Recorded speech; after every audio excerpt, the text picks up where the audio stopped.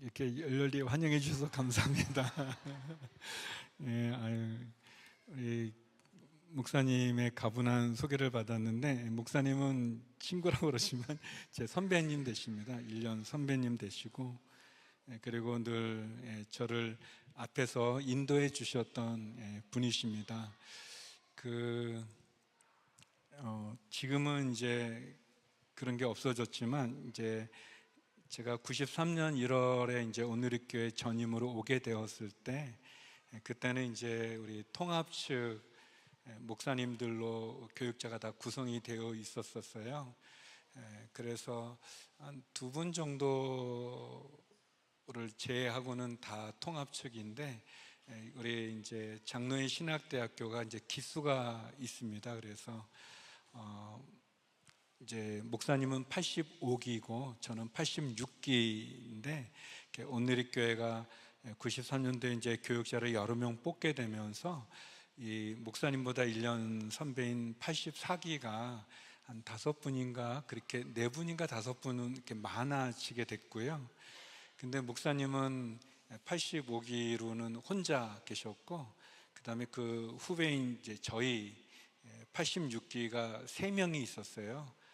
그래서 이제 본의 아니게 이 기수에 의해서 이제 생활하게 될 때, 목사님은 혼자니까 위에서 누르고, 우리 저희 밑에 후배들이 이렇게 치고 받고 이렇게 해서, 이렇게 숫자가 너무 없다 보니까, 혼자 하시다 보니까 굉장히 외롭고, 그리고 낙심되고, 어떻게 보면 이제 비참할 수 있는데,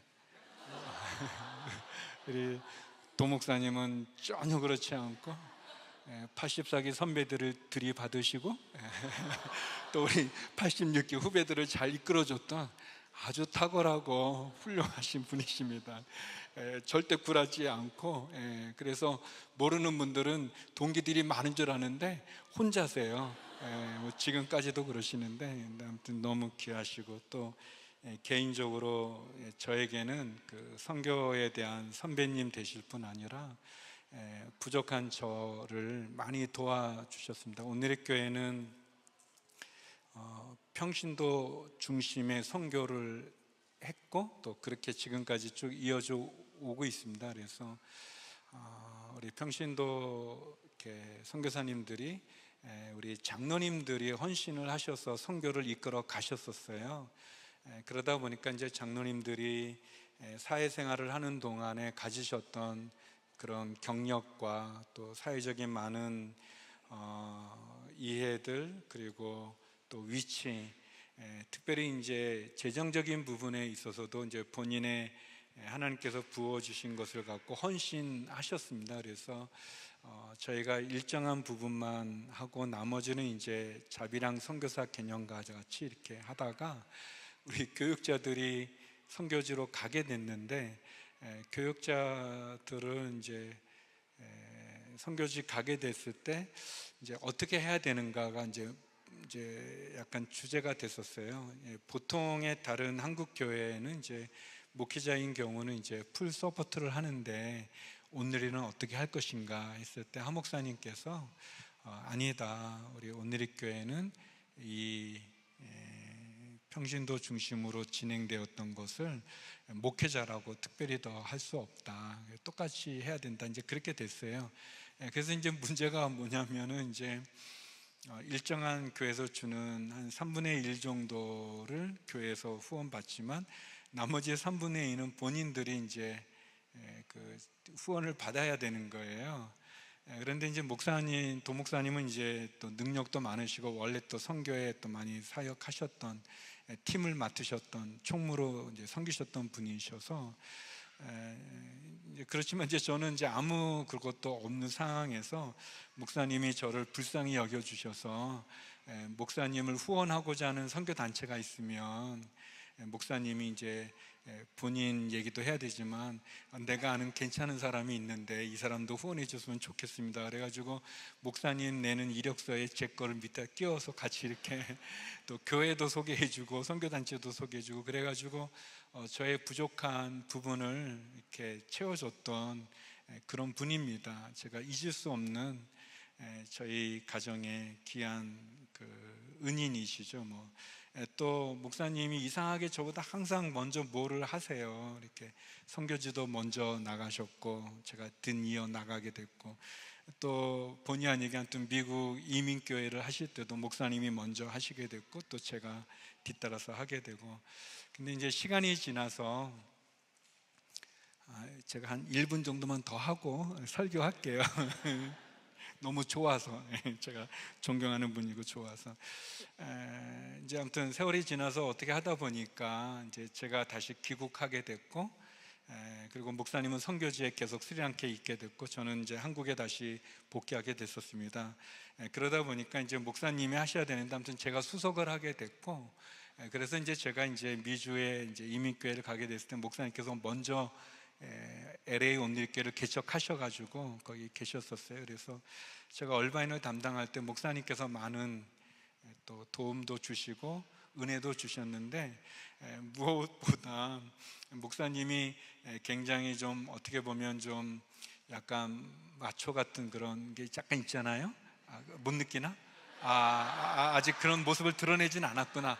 목사님이 약간 좀 이 경상도 남자의 그 이렇게 화끈하게 이렇게 막 밀어붙이는 약간 그런 게 좀 있는데, 그런 모습 뒤에 목사님이 굉장히 전략적인 분입니다. 이게 원래 우리 선교회를 이끌어 가셨던 분이니까 전략적이고, 특별히 이 법인을 만들거나 선교 단체를 만들거나 정관을 만드는데 탁월한 은사가 있으세요. 글을 굉장히 잘 쓰세요. 그래서 이제 제가 그때 이제 서울에서 이제 한 목사님의 이제 지시로 이제 얼바인을 가게 됐을 때 미주에 그 12개 온누리교회가 있는데, 이제 그때는 그렇게 많지는 않았는데 한 8개인가 9개가 있었어요. 지금은 12개지만, 근데 그 9개의 이제 본부장으로 저를 이제 세워 주셨어요.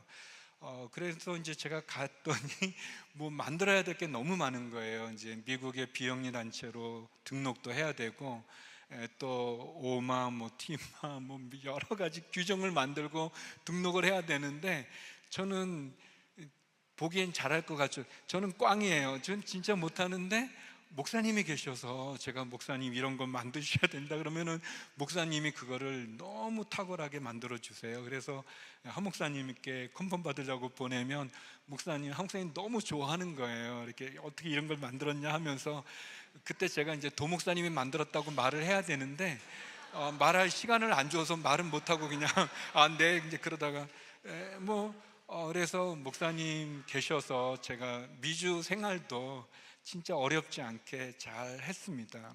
그래서 지금까지 오게 되었습니다. 좀 약간 길었는데 그렇지만 사랑합니다. 존경해요. 그래서 이제 목사님이 전화를 줘서 저한테 와서 좀 설교하라고 그러면 못할 수가 없어요. 해야만 됩니다. 꼭 기쁜 마음으로 온 거는 아니지만 그래도 이 받은 은혜가 많고, 또 은근히 무서운 분이니까 또 잘해야 되고. 그런데 이제 목사님 참 저를 배려해 주신 거는 아무튼 저한테 첫 번째 전화를 해 주신다는 거예요. 그건 다른 목사님들이 알면 안 되는데 7 목사님 중에 저한테 처음 전화해서 일단 제가 가능한 날짜를 주시는 거예요. 7개 중에서 저를 이렇게 할 수 있게. 그거는 우리끼리만 알아야 되는 그런 일입니다. 아무튼 제가 처음 오늘 말씀을 나누게 됐는데, 저희가 이제 열왕기하를 계속 생명의 삶을 통해서 말씀을 나누잖아요. 근데 이제 제가 한 3년 전인가에 이제 서빙고에서 수요 저녁 예배 때 엘리사를 가지고 주제로 말씀을 나눴던 적이 있었습니다. 그때 이제 오늘 본문을 이렇게 묵상하고 또 생각하면서 제가 굉장히 큰 은혜를 받았어요. 그래서 은혜를 받은 그런 내용을 여러분하고 좀 나누고 싶습니다. 한 5분 정도로 이렇게 배경을 좀 설명하자면, 그 엘리사라는 분은 이제 엘리야 선지자의 뒤를 이은 후계자가 되어서 북이스라엘에서 활동했던 선지자인데, 이 엘리야는 어떻게 보면 이름은 있지만 엘리야가 어떻게 하나님의 부름을 받았는지는 나와 있지 않아요. 또 그의 가족도 좀 나와 있지 않아요. 반면에 엘리사의 이름의 뜻이 구원자라는 뜻이거든요. 하나님은 구원하신다라는 그런 이름의 뜻인데, 아버지의 이름도 나옵니다. 우리가 좀 묵상했던 것처럼 그 아벨 무훌라의 사밧, 그러니까 아버지의 이름은 사밧이에요.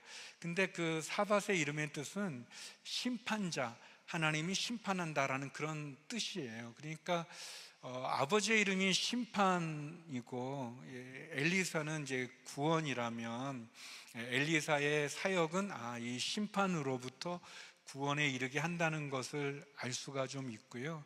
엘리야에 대해서는 전혀 어떤 배경이나 그런 게 나와 있지 않는 반면에, 엘리사는 어떻게 부르심을 받았는지도 나와 있고 또 그의 직업도 나와 있습니다.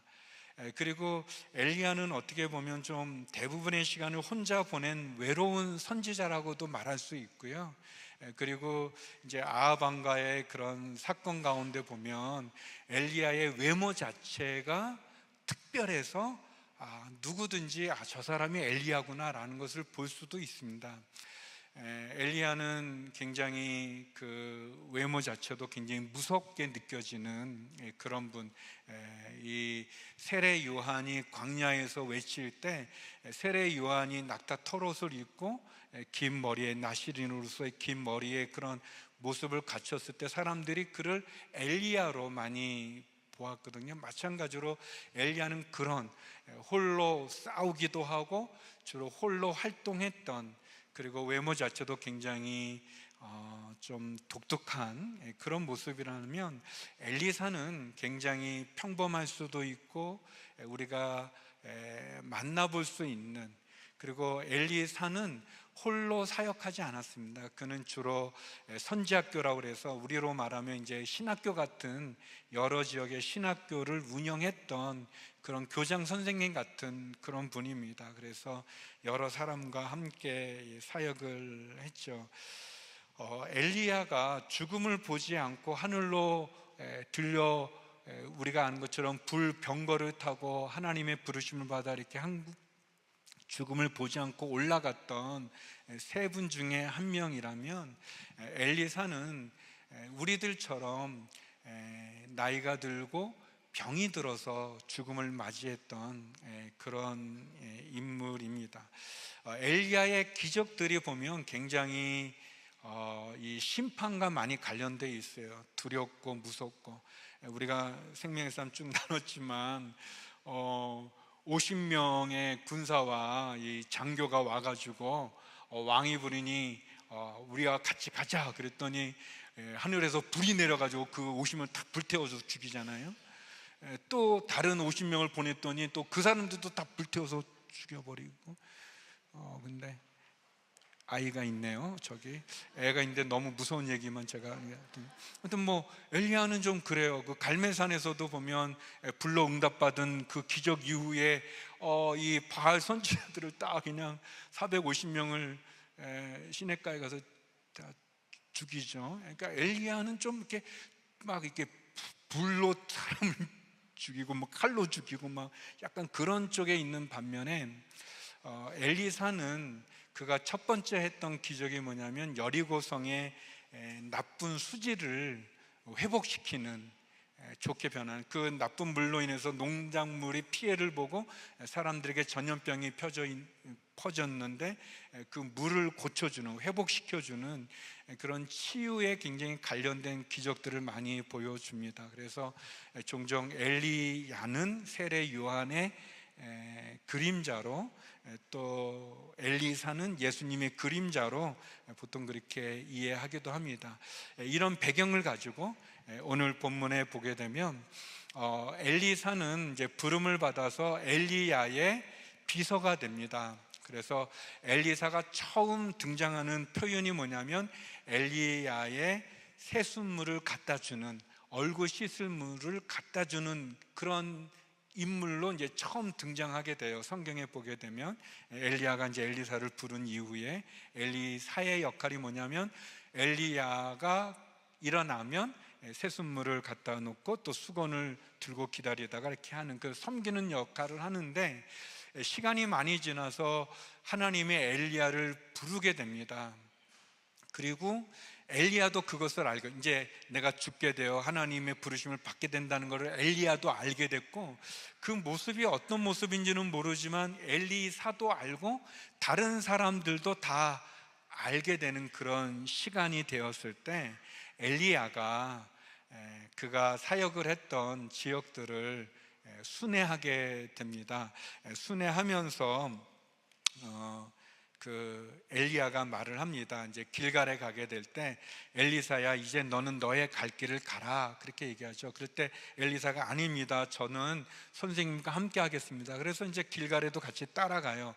길갈에서 이제 베델로 가게 되는데, 베델에 갈 때도 역시 엘리야가 얘기합니다. 너 갈 길 가라. 그런데 엘리사가 아닙니다, 저가 선생님과 같이 가겠습니다, 그래요. 그리고 이제 길갈에서도 그랬고 베델에서도 그 많은 제자들이 엘리사에게 얘기합니다.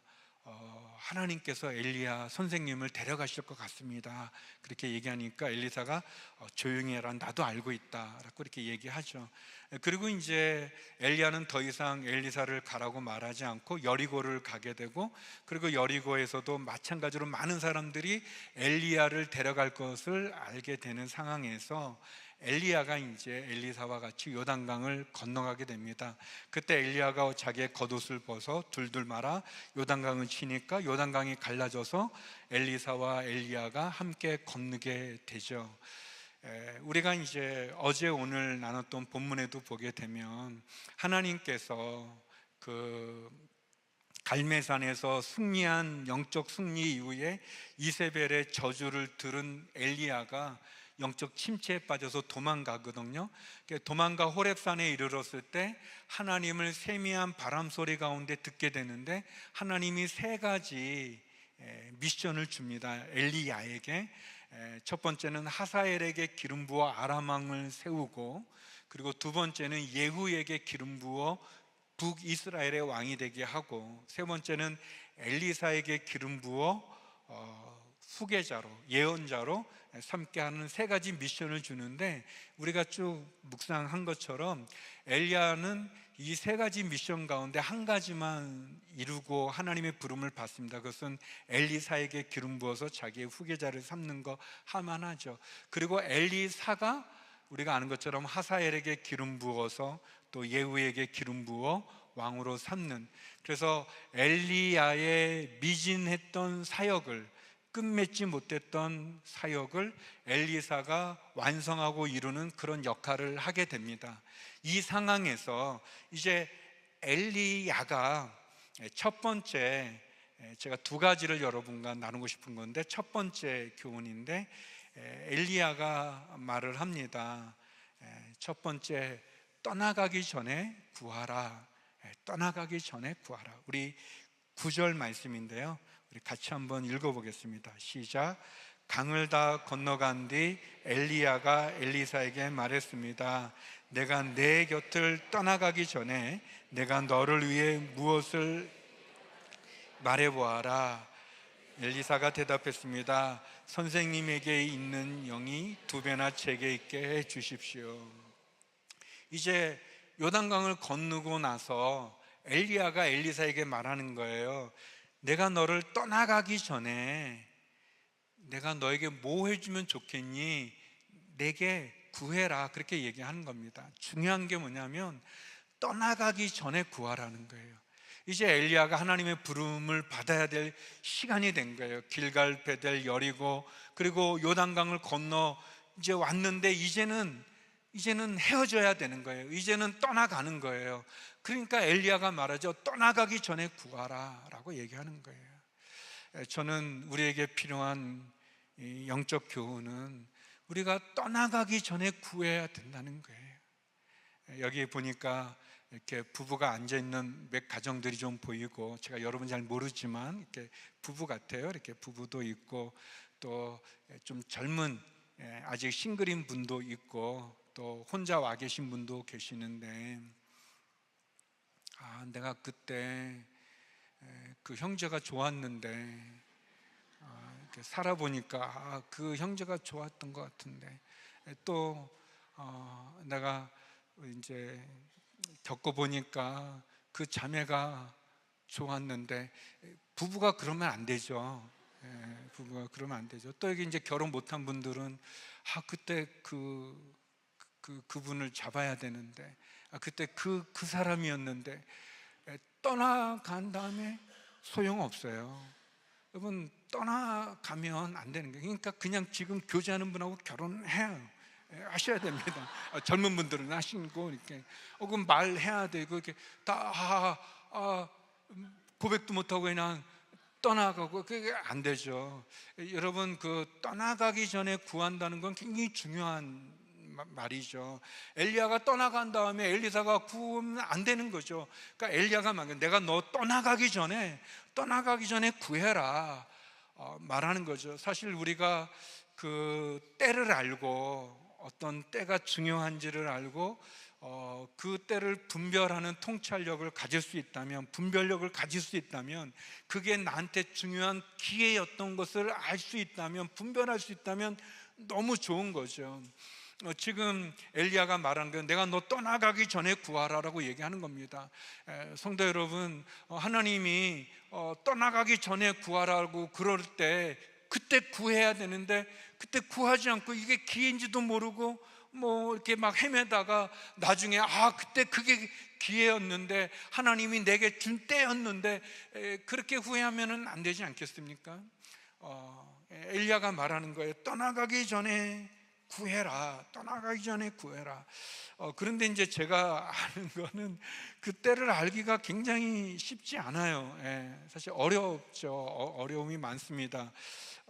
제가 그래서 좀 묵상한 것은 뭐냐면, 때를 분별하면 좋겠는데, 그래서 그 때에 최선을 다해서 그 기회를 잡으면 좋겠는데, 그러지 못할 때는 어떻게 하는 거냐? 그 때는 하나님께 맡기고 우리는 구하는 거예요. 기도하는 거예요. 찾는 거예요. 간구하는 거예요. 오늘부터 시작해서 7번의 성령 집회가 있는데, 세븐터치가 있는데, 이 7번 중에 언제 하나님이 내 기도를 응답해 주시는지 그 때를 알면 좋죠. 알면 좋은데, 모르면 어떻게 하는가? 지금이 그때인가 보다 생각하고, 지금이 그 시간이라고 생각하고 구하는 겁니다. 이번 주, 오늘도 구하고 다음 주도 구하고 계속 그게 지혜인 것 같아요. 우리가 할 수 있는 방법인 것 같아요. 때를 알면 좋은데, 그 때를 알아서 그때 집중해서 전력을 다하면 좋겠는데, 모를 때는 하루하루가 다 하나님이 내게 말씀해 주신 때로 알고 구하면 되는 겁니다. 되는 겁니다. 때로 아는 거, 그거 굉장히 중요합니다. 제가 중국에서 선교사를 하다가 귀국해서 한 2달쯤 됐을 때, 한국에 이제 정착해서 뭐 아직 시간 이제 저거 할 때, 그때 그 한목사님께서 그때가 2000년이거든요. 2000년인데요. 2000년 때는 그 케이블이 이렇게 시작된 지 얼마 안 됐을 때였어요. 2000년 때. 지금은 굉장히 채널도 많고 뭐 굉장히 많죠. 또 요즘은 유튜브라는 걸로 뭐 굉장히 많이 있는데, 그때는 이 방송 4사, 그러니까 이제 KBS, MBC, 그리고 SBS하고 KBS가 퉁각 뭐 있어요. 한 4개 정도 되는 공영방송 외에 없었을 때 이 케이블이 시작이 됐었어요. 그래서 케이블이 어떻게 하면, 종교는요, 기독교 TV가 CTS라는 거 하나가 있었고요, 불교 방송이 하나 있었고요, 그다음에 이제 천주교에서 하는 방송이 하나 있었어요. 이렇게 종교 방송은 이 3가지만 있을 때였어요. 그때 그 CTS 기독교 채널에서 케이블에서 문동환 목사님이라는 분이 이제 그 생명의 삶을 했었는데, 두란노가 후원해가지고 이분이 이제 담임 목사님으로 청빙받아 가게 되면서 그 다음에 누가 하는가인데, 그 당시에 우리 온누리교회 큐티 도사라고 하는, 큐티하면 그분이라고 제가 실명을 말하는 게 좀 실례드린 것 같아서, 아무튼 큐티하면 그분이 있었어요. 큐티 도사라는 분이 계셨었어요. 좀 이상하죠? 큐티 목사라고 그래야지 무슨 그것도 약간 이상하긴 하지만, 아무튼 그래도 모두가 인정하는 그분이 있어서 그분이 갈 줄 알았는데 갑자기 한 목사님이 저한테 시키셨어요. 박 목사 당신이 가 그랬어요. 그래서 모든 사람이 다 이상하게 생각했어요. 왜 저 온 지 얼마 안 되고 저 큐티 잘 이렇게 모르는 큐티 도사를 놔두고, 또는 그때 수석 목사님도 큐티를 굉장히 잘하는 분이셨거든요. 그분 놔두고 왜 저 사람을 시켰을까 그랬어요. 그래서 제가 이제 그 인수인계 받으려고 갔거든요. 갔는데 너무 어려운 거예요. 제가 이렇게 그 목사님 하는 거를 보고 그러는데 너무 힘들고 너무 어렵고 그래요. 그렇지만 그때 제가 생각한 건 있었어요. 이게 기회다. 별로 감동이 없는데, 아무튼 부담을 많이 가질 수 있잖아요. 이제 그 방송 그 전국이 다 보는 거니까, 그땐 그거 하나였으니까 채널이. 그러나 제가 생각했던 거는 하나님이 주신 마음인데 이게 기회다. 그래서 아무튼 제가 열심히 준비해서 열심히 했어요. 그래서 제가 지금까지도 CGN에서 가끔 생명의 삶 하잖아요. 모르시는구나. 제가 지금까지 하고 있어요. 오늘의 역사에 가장 많은 생명의 삶을 하고 있어요. 예, 뭔가 이제 좀 시간이 늦었지만 교감이 되고 있어요. 예. 그리고 그때는 그렇게 하다가 우리 이제 CGN 그때는 방송국 인터넷 채널이었었어요. CGN이 지금은 방송이지만 처음에는 인터넷으로 시작을 했거든요. 그 인터넷으로 시작했던 그때 이제 생명의 삶을 하게 됐는데, 인터넷에 지금도 유튜브들이 그 클릭이나 그 팔로우들 숫자가 중요한 것처럼, 그 인터넷 때는 이 클릭 숫자가 중요했어요. 그래서 처음은 한 목사님이 하셨어요. 한 목사님이 하셨기 때문에 그 한 목사님의 클릭의 기록이 굉장히 높아요. 여러 목회자들이 했는데 그것을 넘지를 못했어요. 그런데 제가 했을 때 넘었어요. 그래서 아니 근데 이제 박수를 치면 안 되는 건데, 왜냐하면 이제 담임 목사님보다 이 부목사가 많았으니까. 근데 제가 어리석게 그거를 자랑하고 다녔어요. 그리고 잘렸어요.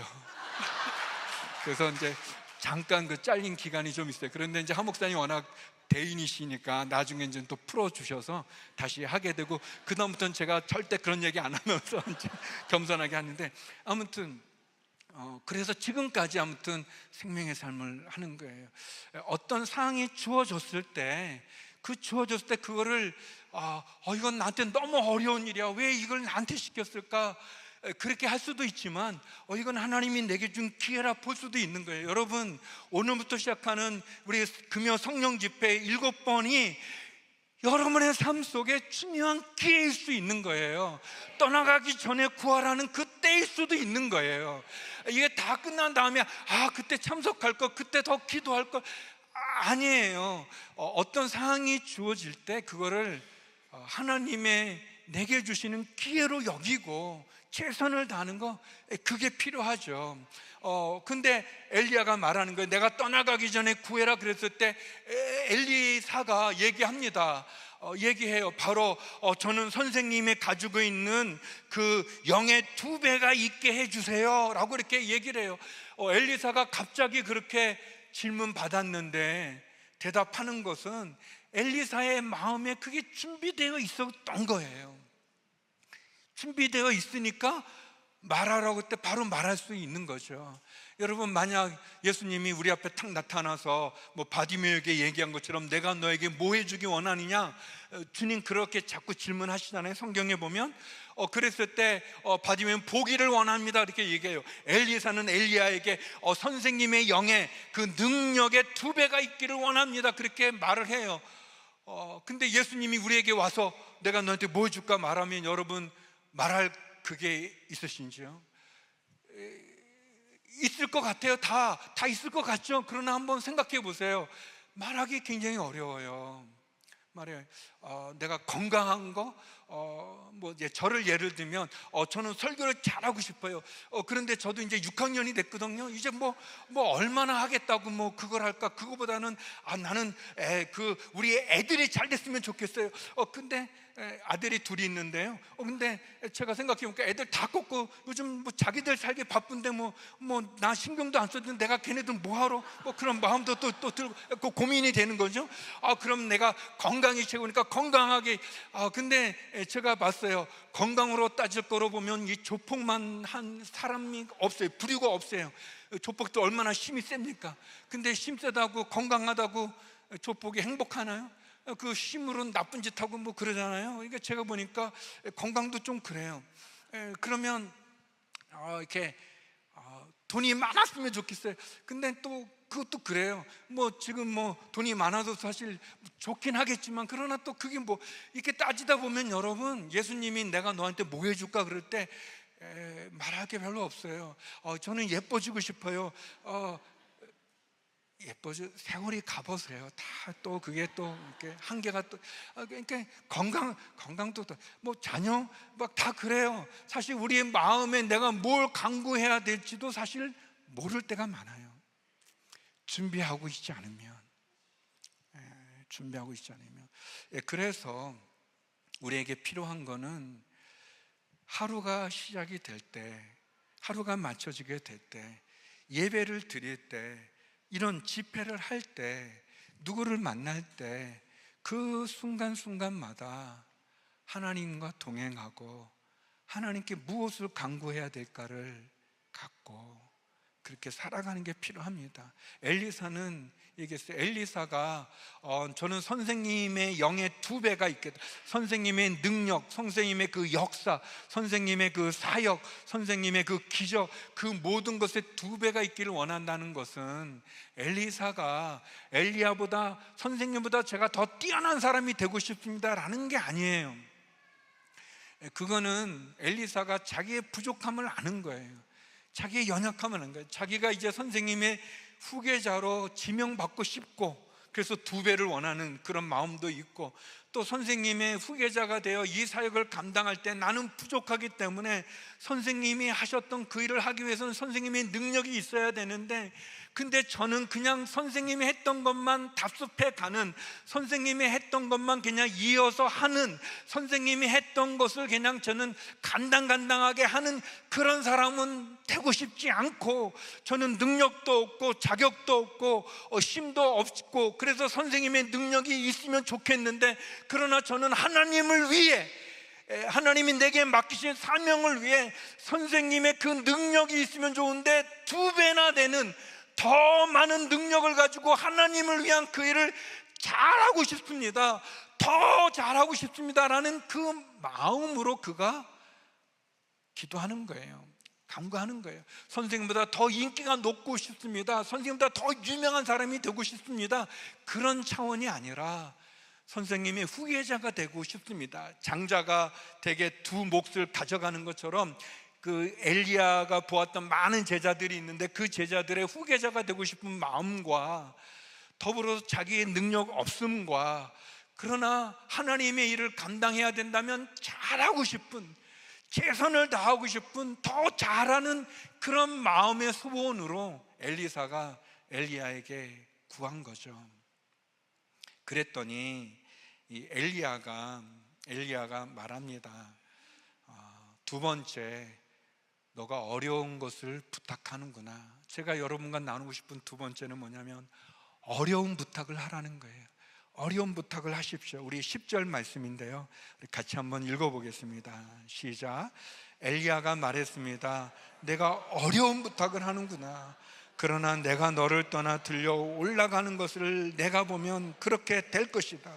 그러나 보지 못하면 그렇게 되지 않을 것이다. 근데 엘리사가 구했어요. 엘리야가 떠나가기 전에 구해라 그래서 구했어요. 구했더니 엘리야가 말하는 거예요.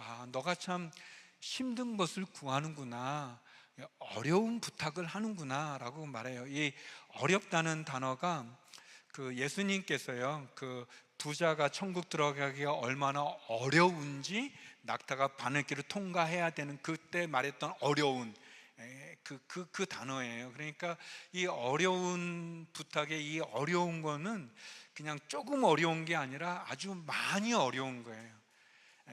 예를 들면 아주 뜨겁고 절박한 기도를 하지 않고는 얻을 수 없는 매우 뛰어난 일, 그런 걸 말하는 거예요. 그냥 조금 어려운 게 아니라 아주 어려운, 이 기도를 하지 않고서는 하나님의 그 도우심이 없이는 이룰 수 없는 그런 일, 그것을 말하는 거거든요. 엘리야가 말하는 거예요. 너가 어려운 부탁을 하는구나, 그런 거예요. 제가 은혜 받은 건 뭐냐면 어려운 부탁인데, 어려운 부탁을 하는데 엘리야가 뒤이어 말을 하는 거예요. 너가 어려운 부탁을 하는데 만약 내가 하나님에 의해서 들려 올라가는 것을 보면 그러면 그 너의 기도가 응답될 것이고, 내가 들려 올라가는 것을 너가 보지 못하면 응답되지 않을 것이다, 그렇게 대답을 한 거예요. 제가 큰 은혜 받았고 여러분과 나누고 싶은 게 이 부분이에요. 그러니까 엘리사가 간청했어요. 기도 제목을 말했어요. 자기의 소원을 얘기했어요. 자기의 마음을 고백했어요. 그랬더니 엘리야가 뭐라고 하냐면 그거는 어려운 일이다, 어려운 부탁이다. 그런데 그거를 들어주고 안 들어주고는 내가 하는 게 아니라 하나님께서 하실 거다. 하나님의 뜻이면 내가 들려 올라가는 것을 너가 보게 되고 이루어질 거고, 하나님의 뜻이 아니면 내가 들려 올라가는 건 못 보게 될 것이고 이루어지지 않을 것이다, 그런 얘기인 거예요. 제가 눈이 떠졌어요. 제가 깨닫게 됐어요. 더 젊었을 때 깨달았으면 좋았겠지만 그래도 한 2년 전인가 3년 전에 이 엘리사 설교하면 강의하면서 제가 깨닫게 된 거예요. 그렇구나. 엘리사가 어려운 부탁을 했는데 그 부탁이 들어주고 안 들어주고는 하나님이 정하는 거구나. 하나님의 뜻이면 이루어지고 하나님의 뜻이 아니면 안 이루어지는구나. 근데 우리에게 중요한 건 뭐냐면 내 뜻이 아니라 하나님의 뜻이 중요하잖아요. 제가 잠깐 왔다 갔다 해도 될까요? 약간 움직이면 영상 때문에 안 나오는구나. 다시 와서 그냥 여기서 왔다 갔다 하죠. 이게 중요해서 그래요, 여러분. 그러니까 뭐냐면 우리에게 진짜 중요한 건 하나님의 뜻이잖아요. 그리고 하나님의 뜻은 신실하고 하나님의 뜻은 실수가 없고 하나님의 뜻은 나에게 가장 좋은 거잖아요. 뭐 예를 들어서 이제 우리 아이가 5살인데 얘가 5살 애가 유치원에 갔어요. 유치원 갔다 오더니 첫날 갔다 오더니 아빠 내가 한 여자아이를 만났는데 걔가 너무 좋아. 하나님이 나에게 짝지어준 배우자야. 나 결혼하게 해줘. 5살 애가 저한테 한 번 보고 와서 결혼하겠다 그러면 제가 안 돼. 그랬을 때 제가 안 돼라고 하는 그 저의 결정이 이 5살 아이한테는 슬프고 힘들고 이해되지 않을 텐데, 왜 아빠는 나를 사랑한다 그러면서 내 소원을 안 들어주지? 내 마음을 못 알아주지? 왜 내게 결혼을 안 시켜주지? 그렇게 생각하겠지만 제가 볼 때 그 5살에 그래 너 결혼해, 그거는 아니죠. 노라고 하는 게 도리어 그 아이를 위한 게 되겠죠. 근데 이 아이가 커서 30살이 됐어요. 근데 30살 된 애가 와서 아빠 제가 한 자매를 만났어요. 하나님이 예비한 자매 같아요. 결혼하게 해주세요. 그래서 결혼해야지. 내가 축복해 준다. 그러면 그것은 30살 된 아이에게 결혼을 허락하는 제 뜻은 그 아이에게 축복이 되는 거죠. 그렇지 않겠어요?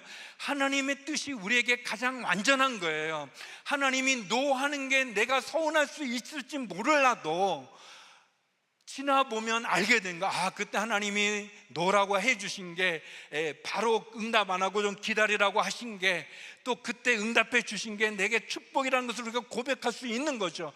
그렇다면 엘리사가 어려운 부탁을 했는데 그 어려운 부탁을 들어주고 안 들어주고 하나님의 뜻이라면, 그러면 엘리사가 어려운 부탁한 것은 아무 문제가 안 되는 거예요. 그거는 하나님이 결정하실 거니까.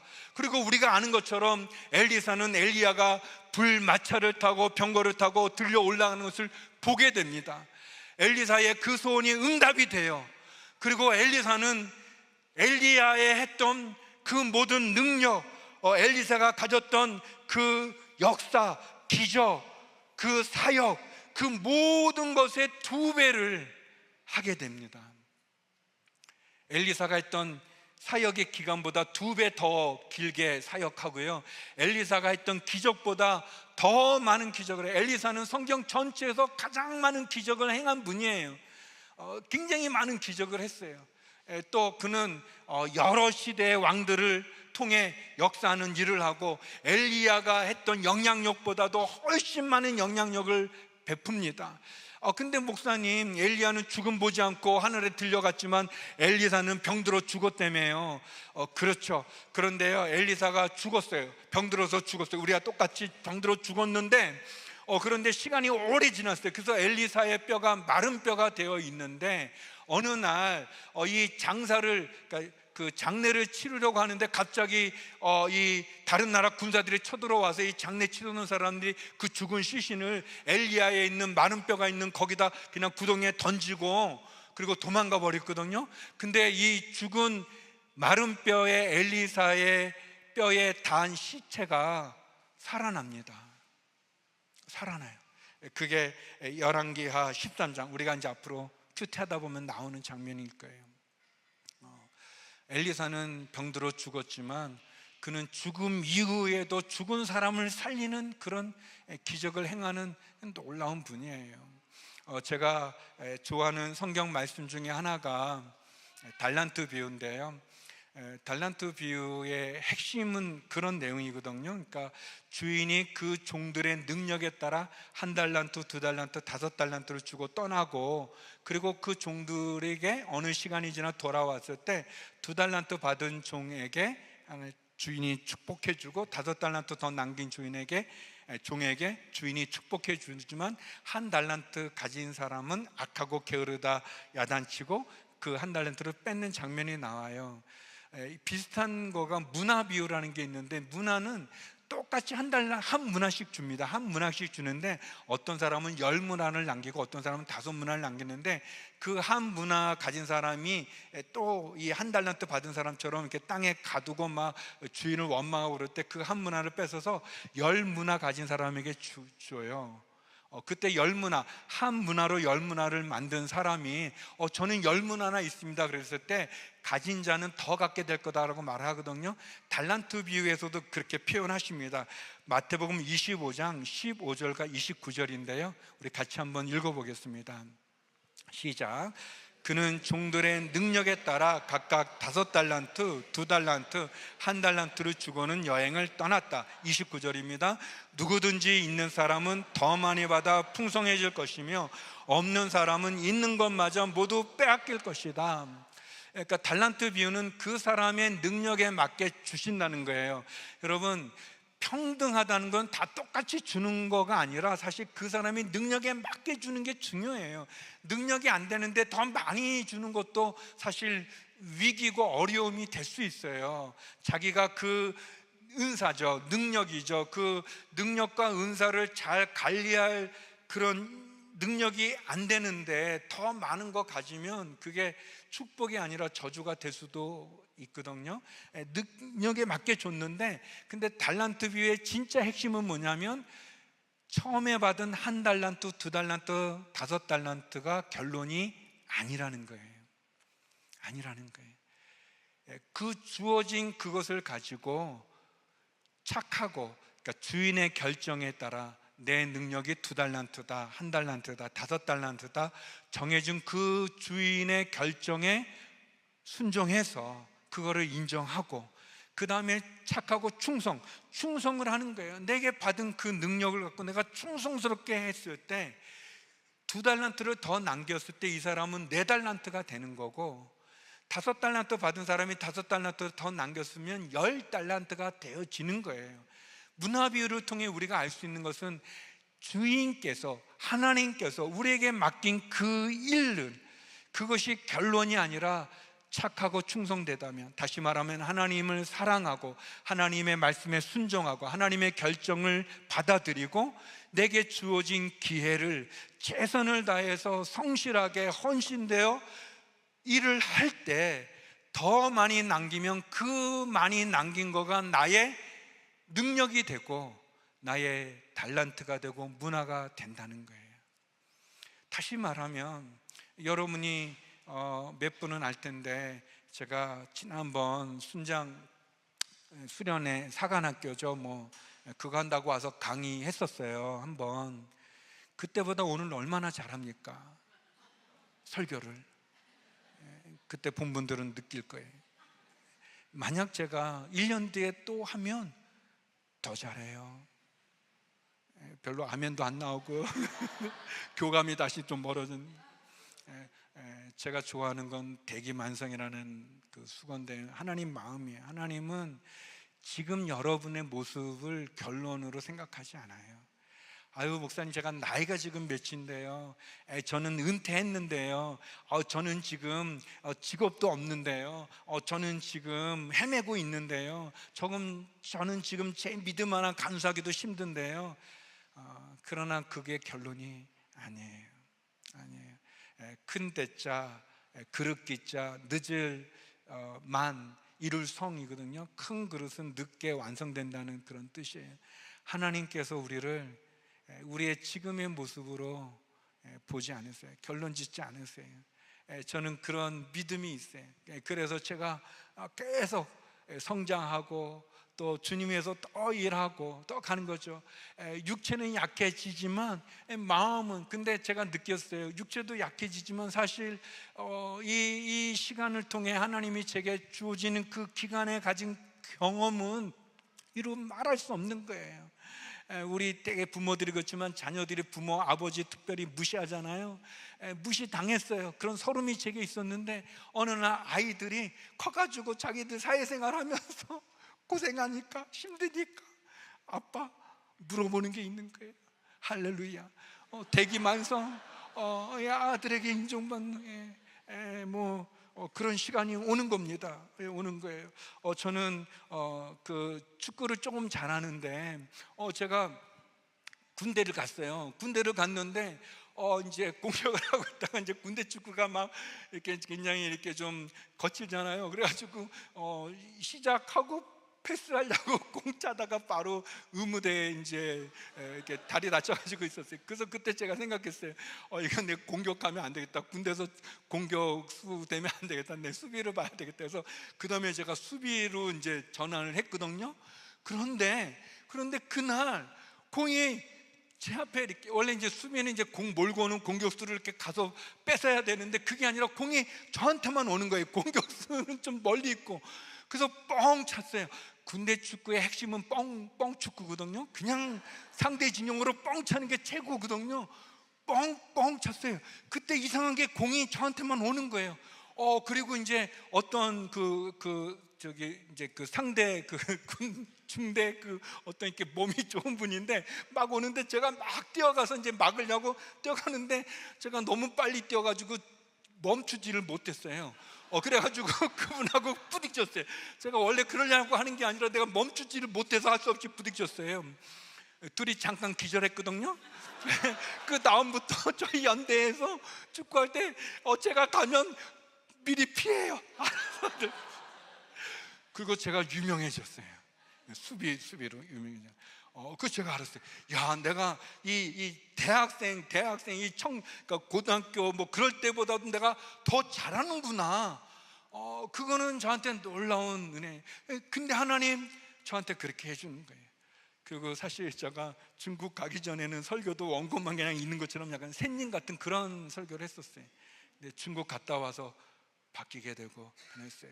제가 가끔 웃기잖아요. 원래 웃기는 사람도 아니에요. 그런데 제가 돌아와서 성교에 돌아서 청년부를 했는데 그때 예배가 2시예요. 양재는 약간 이게 그 파이프 오르간 중심으로 만든 건물이기 때문에 이게 예배 공간 같지 않고 서빙고 같지 않고 지금 우리 영종 온누리교회 같지 않고 약간 음악회 같이 약간 그래요. 이렇게 강대상하고 이 회중석도 굉장히 멀고 그 장의자예요. 약간 그 감상하는 그런 스타일로 만들어 놨기 때문에 2시에 청년들이 밥 먹고 앉아 있는데 저는 설교가 너무 하고 싶어서 보는데 다 조는 것도 아니고 자는 친구도 있고 뭐 막 그래요. 그냥 어쩔 수 없는 거지. 너무 답답해서 제가 하나님께 기도했어요. 하나님, 뭐 그런 은사는 없지만 저에게 유머의 은사를 주십시오. 이 청년들에게 하나님의 말씀을 들어야 되는데 좁니다. 그리고 노력을 했어요. 근데 안 웃기는 사람이 웃기려는 게 되나요? 안 되죠. 썰렁하죠. 그러나 포기하지 않고 계속 그렇게 했더니 이제 청년들이 굉장히 순수해요. 우리 또 이게 교회 다니는 청년들은 더 순수합니다. 그래서 느끼는 거예요. 아, 목사님이 우리를 깨우려고 저렇게 웃기려고 하는구나.